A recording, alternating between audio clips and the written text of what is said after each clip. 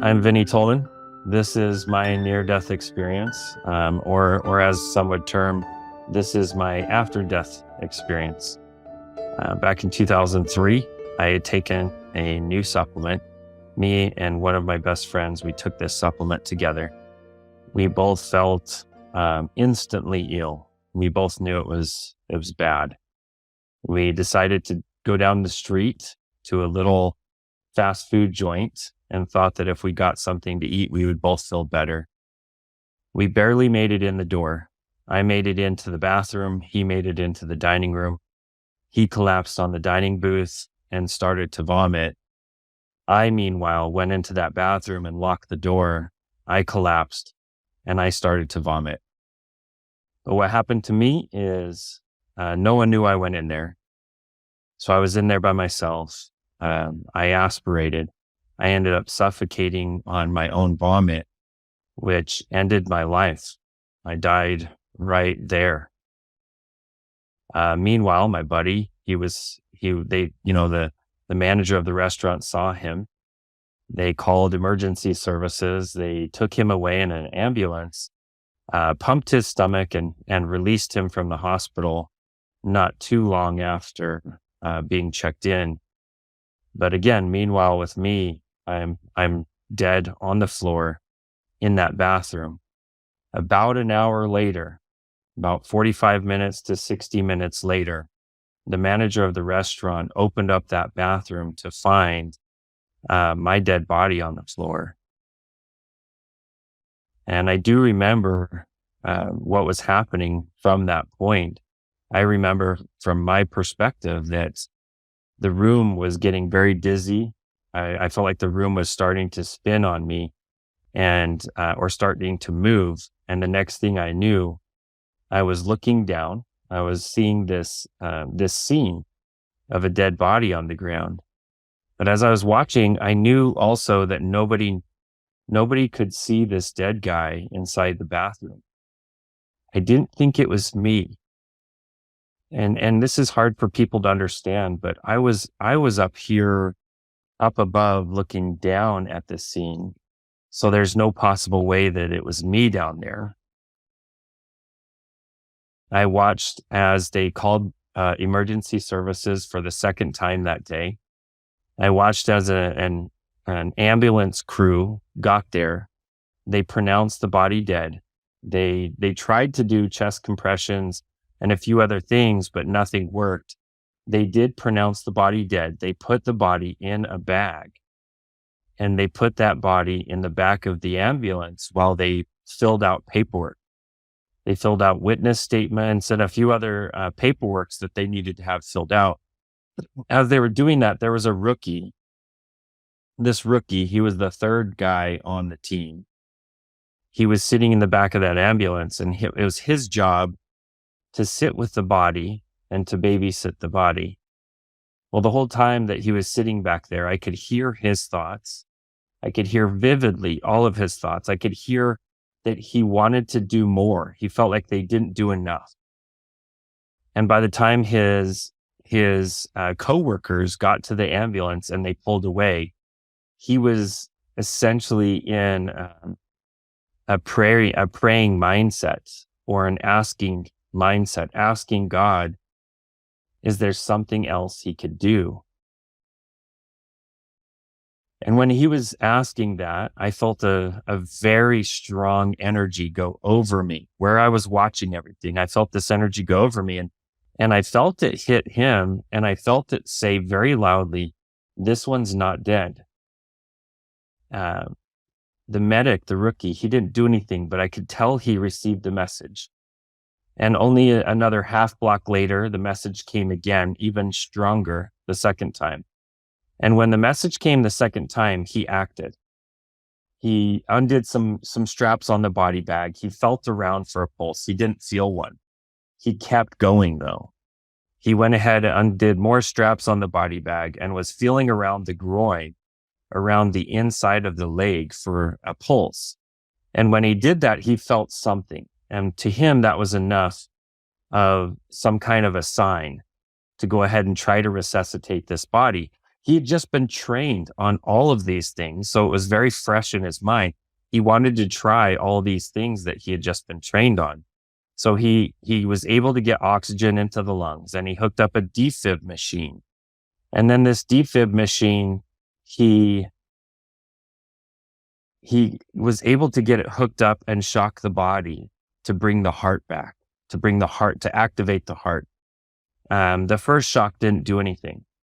The second shock, he got a single heartbeat. And then the third round of shocks, he got a steady, faint heartbeat. And when all of that happened, one of the miracles to me is this all happened about a half of a block away from a hospital. So they were able to immediately take the body and turn it into the hospital and get the body the treatment that it needed to bring all the other systems back online. Now, as they were transferring the body from the ambulance into the medical gurney at the hospital, I felt them strapping me down where I was. And again, I was up above all of this. I was not part of it. I was just watching everything secondhand. But at this point, when they strapped that body down, I looked down and I saw them strapping me down. And that's when I had the first moment, the first thought that what I'd been watching was my own death. The way it felt to me is if you pull up to a stoplight in your car and you look next to you and there's another car that looks like you and somebody who's driving it that looks just like you, but you don't think, hey, that's me.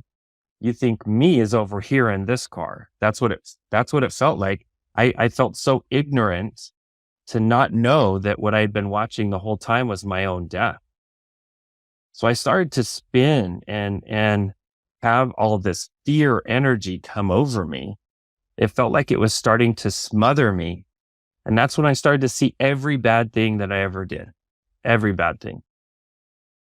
Even when I was a small child, I saw those things. I saw the bad things that I did from my perspective, but also the perspective of those who received my bad behavior. So I saw from both directions anything bad I ever did, including something so simple as like a shoplifting or something like that. I saw everything. And as that was all coming forward in me, I had this thought, like, am I worth saving? Am I worth existing? If this is all that I am I worth existing? And as soon as I had that thought, this warmth, it started to come over me across my back. And this warmth, it started around the middle of my back and it warmed over my shoulders. It warmed over my body. And then I started to see all the good that I ever did. And I mean, every little thing that I ever did was good. I got to see it. Also got to see it from the perspective of those who received it. And I got to see that I did far more good than I ever did bad. I also got to see that when I did good for people, even when I didn't know I was, they in turn did good for others. So I got to see the butterfly effect or second generation, third generation effects of my good behavior, my good service to my fellow man. And as I was witnessing all of this, I felt that tremendous love come over me. And I knew it was coming from behind me. So I wanted to see what this was that was coming from behind me. I turned around, and that's when I thought I saw God. I saw this older man with long white hair, long white beard, just glistening pink skin. His skin glistened like sand at a sunset. It just glistened beautifully. And when I first saw him, I had the thought, oh, you must be God. And without him moving his mouth, he sent back to me somehow, because there they communicate without words. But I instantly heard him say in my mind, no, son, I'm not God. And my only follow-up thought was, if you're not God, is there some way that you're Jesus? And he followed up with, no, I'm not Jesus either. I'm just your guide. He said, "My name is Drake. I'm here to help you go wherever you want to go. I can help you go back to your body. I can help you go anywhere you want to go in the universe." And I thought about it for a moment. I knew I didn't want to go back to my body because looking back at my body, it looked horrible. There was so much trauma going on around the body. I knew I didn't want that. So I looked to him and I asked him, I said, this energy that I feel coming off of you, it feels like love, like unconditional love. What is this? I want to go where this is coming from. And that's when he explained that that was coming from my home. And it was coming from his home as well, that he could take both of us back to our home. And that's when we began our journey. We began our amazing, beautiful journey through time and space to go back home. What we would call here on earth, we would call heaven. To the eternities, it's just our home. It's where we came from. So we began this journey. It was not just the proverbial journey, not just the existential journey, but it was a physical journey. We had to go from the earthly dimension to this much higher dimension. Even though it was in the same space, it felt like we were going to a completely different space. I could feel space and time moving fastly around us as we were moving. And one of the first things that Drake showed me is that I had to understand certain principles, certain understandings, and that I didn't have to embrace them. I just had to understand that they were possibly real or possibly true. And if I could accept that they were possibly real, then I could move forward in my progress towards my home. And as soon as he said that, I showed him, I said, "Hey, you don't have to worry about me. I was raised Christian. I struggled there a bit, but I was back on my Christian path. I was following the Lord and I was ready to go to heaven. He could just show me the door." And he loved and I felt that way, but he also needed me to know that it wasn't so simple, that I actually needed to understand the very principles that would allow me to get to that heavenly realm. And that the first principle I needed to understand was not just following a savior. It was not just understanding the love of a savior, but it was actually understanding that I needed to be authentic. I needed to find out who I was authentically without all the masks that I put on myself. So he helped me understand and see all the different ways that I did put on masks on myself. And he helped me peel them away to see what was beneath it. And it was just me. It was just me behind all those masks. And that it was the me that I was seeing that was being allowed to get towards heaven or into heaven. And then he helped me understand that the reason that I even came to earth was to come to a school. That earth was not some type of courtroom. It's always been a classroom. Even though religion messes that up a little bit, it's always been a classroom. It's a place to go and learn. And that's it. And just like anywhere that you go and learn, what goes on here is important, but it is not the only thing going on in the universe. That we have to understand, just like going to a university or just like going to a school, it's a place that we go to learn. And what we get out of our learning is what we put into our learning. And for some of us, that means, a lot of hardship so that we can grow and progress quite a bit. For others of us, we have an easy life and it's not hard, and we grow a little bit, not as much as those with the little bit harder lives. And Drake showed me that every single one of us selected our own lives. We selected our trials, we selected our obstacles, we selected our successes and our failures so that we could come here and grow. And that's when he showed me that The third thing that I needed to understand to get into my home was that I needed to love everyone.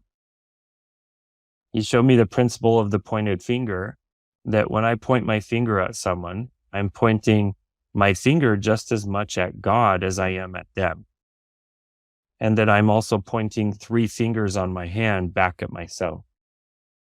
And that I have to be very careful about what I put out of myself as far as energy and word. And that if I can put negative out of me, I will get negative. If I put positive out of me, I will get positive. And that's part of loving everyone, is understanding that we put out to the universe, put out to God, that is what we receive from God eventually. So if we're living a very positive life and we start speaking negative things, we will eventually have a negative life because of the negative things we speak. And vice versa. If we're on the negative path and we start speaking positive things, we will start shifting and actually having positive things in our life. But he taught me that every single one of us that are here on Earth School, that we all have an inner voice. We all have a direct connection to the Creator. And that if we can better understand what that is and master that connection, then we get a stronger connection to the Creator, get a stronger connection to the eternities, to heaven or home, to our angels, to those who would help us on our journey. And that all of us have that inner voice, every single one of us. But it's up to us to develop that inner voice. And that if we have that inner voice, it's so important for us to use technology responsibly, because the technology itself will try to replace the inner voice, and it will. For many people today, the first thing they do when they wake up is they seek out their entertainment. They seek out their God, which for most people, their God is right here on their phones and not actually God. And it's up to us that if we want to have a strong presence of God in our lives, we've got to honor the first 30 minutes when we wake up and the last 30 minutes before we go to bed, and create that time as a sacred time. I personally call that the hour of power. That's the hour every day where you're telling the universe who you are and what's important to you. So it's vitally important that we put good things in our hour of power, whether that be prayer or meditation or quiet contemplation or reading scripture or Torah or Quran or whatever works for us. But putting God in that place, we will get God showing up in our lives so much stronger. And that led me to understanding that if I can use technology responsibly, then I have to take the next step, and that is to release all my prejudices of any kind. And that includes my own prejudice towards prejudiced people. And that was a big one for me because I didn't feel I was prejudiced whatsoever, but yet I was prejudiced towards prejudiced people. So he showed me how to release that, how to understand that even the worst of us have a story behind us. And that if we fully understand that story, we're going to judge them less. And that if I want to be in the best place possible for my home, for my heaven, I had to release that completely.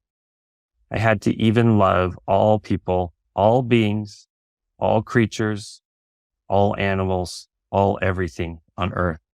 And if I could do that, I could gain the power of creation. And he showed me that the power of creation is within all of us, and it is our thoughts. That if we can control our thoughts, we can create our reality. If we cannot control our thoughts, we cannot control our reality. We cannot create our reality. But it starts with our thoughts, that is the power of creation. And if our thoughts are the power of creation, how important it is for us to avoid all negative influences. We all have influences around us that are negative. Inherently, they're around us. but we don't need to seek out negative influences. If we seek out positive influences, that makes us have an easier power of creation. It makes us have an easier way to keep our thoughts under control and keep them always in a positive direction.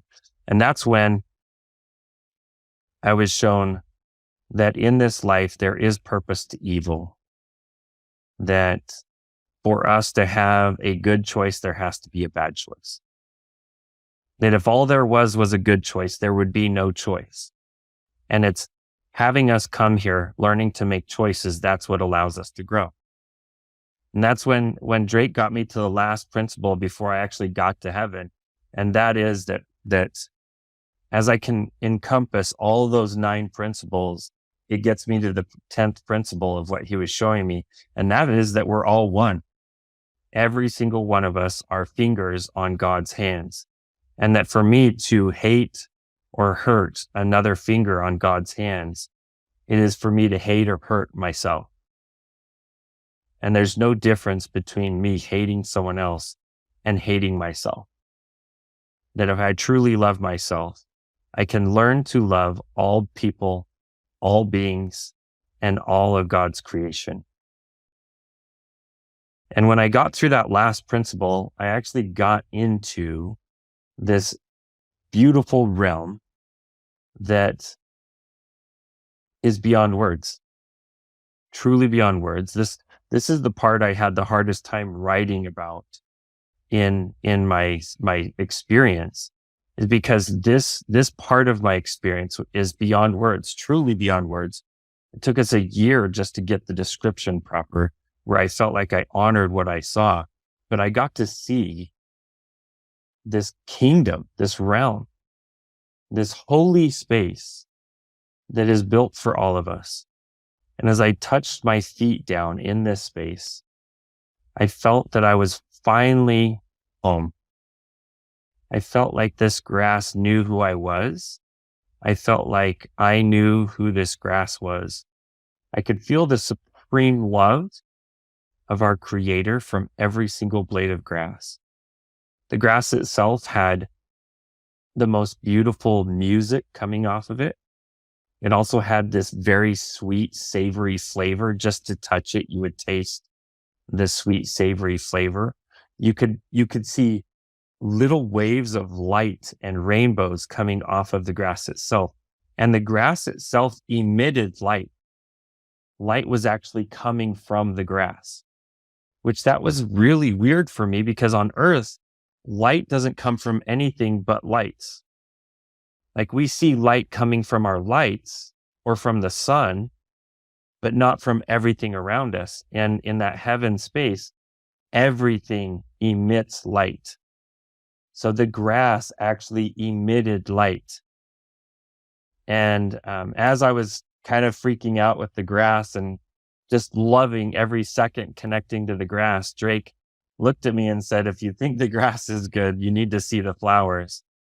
And I about lost it. I couldn't contain myself. I was like, "There's flowers." I got so excited.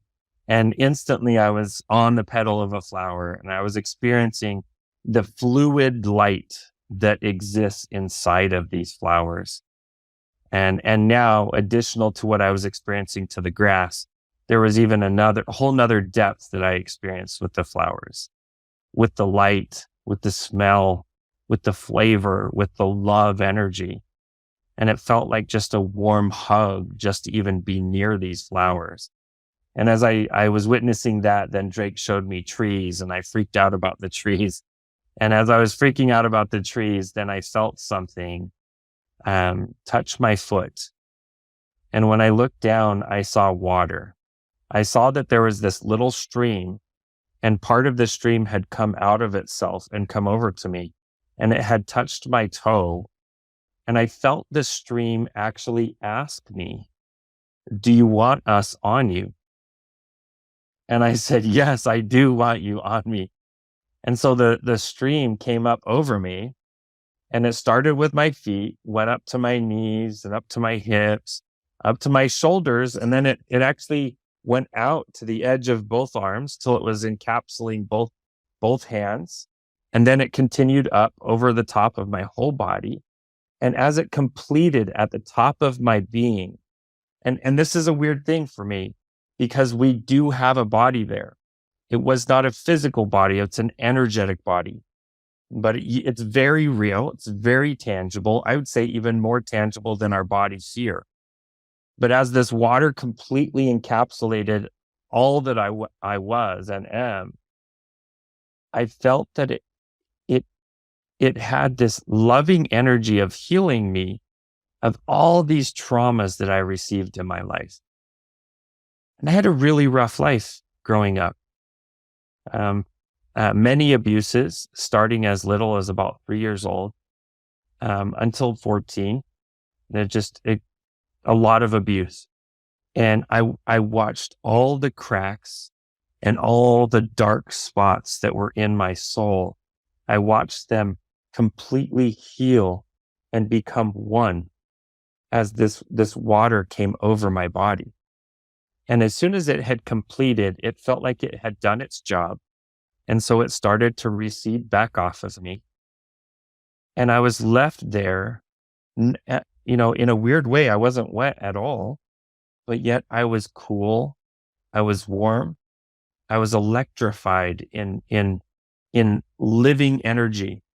And I could feel I was coming forward as a new being, a new form of life after that water. And I feel like the baptism that we see on earth, it's a copy of what the water does for us in this heaven space. And that's when I looked over, as the water came off me, I did notice that there was this building off to the distance. I could tell it was a school. I don't know how I knew it was a school, but I knew it was a school. I knew it was a school where you can go and learn anything that you want to learn. And I was so excited to see this school. And that's when Drake came up to me as I was observing this school. He came up to me and he said, "Vinney, this is going to be very hard, but it's going to be worth it." And that's instantly I started to hear my brother. He was saying a prayer over my body in the hospital. What I didn't know at this time is my body was brain dead in a hospital, and it had been brain dead for 3 days. It had been in a coma for 3 days. And at the end of those 3 days, my brother was giving my body a prayer, special blessing. And with that prayer, he commanded me to be made whole. He commanded my soul to come back to my body. He commanded my spirit to return. And when he finished that prayer, I felt very fast. I was removed out of the heavenly realm and I was put back in my body. My brother had said this prayer around 10 p.m. I woke up at 1:11 in the morning. I woke up totally fine. I didn't have any of the problems they said I was going to have. I went through an entire battery of tests. And I was able to check myself out of that hospital at 7:30 in the morning, only 6 hours after I woke up. And as I checked myself out of that hospital, I wish I could say that's where my experience ended, but it didn't. That's where my experience really began, is because I struggled for months. I struggled thinking that number one, I only wanted to go back home. I only wanted to go back to heaven. I also struggled with trying to understand, was this a real experience or was this a delusion? I had doctors telling me that this was some kind of delusion and that there's no way it was real. But then shortly after that, I got to meet with a doctor. He was writing me a prescription. He was trying to put me on some medicine. And I had a beautiful lady come to me in the middle of that session and talk to me. And she told me that she was this doctor's grandmother. And she had a message that I needed to deliver to him before I could take this medicine from him. And so I did. I delivered that message in blind faith. I followed what that spirit told me to do. And the doctor reacted by saying, "Get out of my office," and left nothing else said. He just said, "Get the bleep out of my office." I left his office. Only a few minutes later, he did call me on my cell phone. And he explained, he said, "Vinney, whatever's going on for you, it has to be real, because what you revealed to me was something even he had forgotten. Something that he had been packed away in his own subconsciousness or consciousness since he was a young boy. And that whatever happened to me, I needed to figure it out, that psychiatry and psychology was not going to have answers for me." Because here he was a doctor, and knowing both fields so well, he knew that both fields didn't have answers for me with my experience, that I needed to go more of the spiritual route for my answers. And so I did. I really worked with clergy. I worked with a lot of different religions. I started studying heavily, every religion I could study, to find more divine truths. And I found them. I found them everywhere. And I found that our Creator really wants us to have that personal connection with heaven and with our Creator. That's why we have so many religions. And so that connection can be made no matter where we were born, no matter how we were raised. And, I ended up meeting this beautiful woman, only about a few weeks after this appointment with that doctor. I met a beautiful woman who was best friends with one of my friends. And we instantly hit it off, and we started to spend every moment together. And she ended up being my saving grace with all of this. It was only, we met in April, and this is Andrea, my wife, and we've been married 21 years now. She helped me want to go to any family event that I could. And prior to this experience, that wasn't really my thing. I was a young 25-year-old. I didn't want to go do family things, but she helped me want to go do family things. I went to a family reunion in a little town of Afton, Wyoming. And while we were there, we watched a presentation on the history of the town. And up on the big screen came a picture of Drake. And prior to that, again, I had never seen his face before my experience. When I saw it up on the big screen, my body froze. I started to shake and to quiver. I didn't know how to process that. The part that really confused me is it said his name was Charles. It didn't say his name was Drake. But I recognized the last name as the same last name as my grandmother's maiden name. So I went directly to my grandmother and I asked her, I said, "Grandma, who is this Charles Kazare?" And her exact response was, "Oh, you mean great grandpa Drake? He's kind of famous." And so she had lots of stories for me. I started to learn about my guide, who it turned out to be that he was my great grandfather on my grandmother's side. A man who, again, I had never seen his picture, never heard his name, but yet here he was, larger than life. And now I had a second strong confirmation that my experience was a real thing. It was not some hallucination or delusion. I do personal coaching for people. I do helping them heal from traumas. And I learn more with what they are able to do with their own guidance than what I could ever learn from me. To contact me or work with me in any type of capacity, you can do so by connecting on my website at livinggodslight.com. Yeah. This has been the A.J. Parr Spiritual Journalist Podcast. Please like, share, and subscribe.